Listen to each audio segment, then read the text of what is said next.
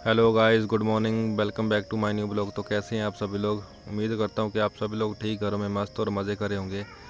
तो आज हम सुबह सुबह अपना फर्स्ट कंप्लीट करने के लिए निकल जाते हैं टेंट लगाकर। और रात की बारिश हुई थी जिस वजह से काफ़ी लाइन में फॉल्ट आए थे। सबसे पहले हमें ट्रांसफार्मर के इसके एलटी के 2 फ्यूज़ डिफ्यूज़ हो चुके थे और एक एलटी का फ्यूज़ डिफ्यूज़ हो गया था। उसका वजह यह थी कि हमारी लाइन के साथ ही एक पेड़ का टहना टूट कर पड़ा था, जिसकी वजह से लाइन आपस में टकराई होगी और हमारे 2 फ्यूज़ डिफ्यूज़ हो चुके थे। तो जब हमने उनके फ्यूज़ रिपेयर कर रहे थे तो हमें साथ में देखा कि हमारे ट्रांसफार्मर की मेन की केबल की थिम्बल जो है जलने की वजह से आपस में से अलग हो गई थी, तो उसका एक फेस नहीं आ रहा था। उसको रिपेयर करने के बाद हमने लाइन चालू की और एलटी के फ्यूज़ रिपेयर कर दिए। उसके बाद एक और एलटी के फ्यूज़ रिपेयर किए। इन फ्यूज़ को रिपेयर करने के बाद हमने 2-3 कंप्लीटें की और उसके बाद निकल जाते अखरोट के लिए। जाते समय रास्ते में हमें फ़ोन आया कि हमारे 11 केवी की तारें टूट गई हैं।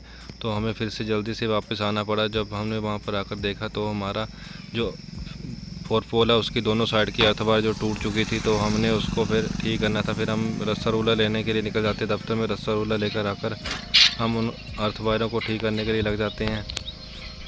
अर्थ वायर को ठीक करने के लिए हम 2 बंदे थे तो काफ़ी मुश्किल हुई। फोरमैन जी नीचे गोशा डाल रहे हैं जीआई को और मैं पोल पर अभी इसका सह करूँगा।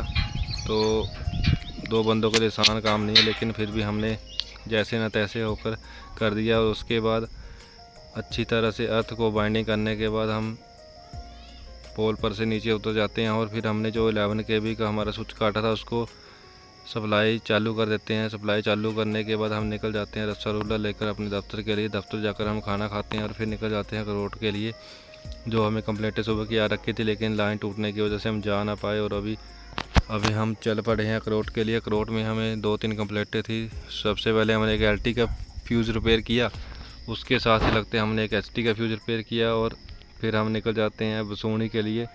वहाँ पर भी हमें एक सिंगल कंप्लेंट थी, लेकिन कंप्लेंट वो उनकी थी नहीं, क्योंकि उनके घर की अपनी लाइट बंद थी। तो हमने पहले जाकर सबसे पहले अपने ट्रांसफार्मर को चेक किया। उसके लिए हमें इस ऊबड़ खाबड़ रास्ते में से होकर जाना पड़ा।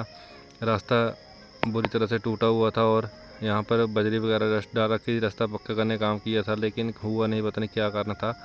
और हम ट्रांसफार्मर पहुंचकर पहले अपने दोनों सर्किटों के तीनों फेज चेक करते हैं, तो वो प्रॉपर काम कर रहे थे। उसके बाद हमने उनके घर के किट के आइटम का फ्यूज़ रिपेयर किया और उसको रिपेयर करने के बाद हम निकल आते हैं दफ्तर के लिए। तो गाइस बस आज के ब्लॉग में इतना ही, मिलते हैं अगले ब्लॉग में।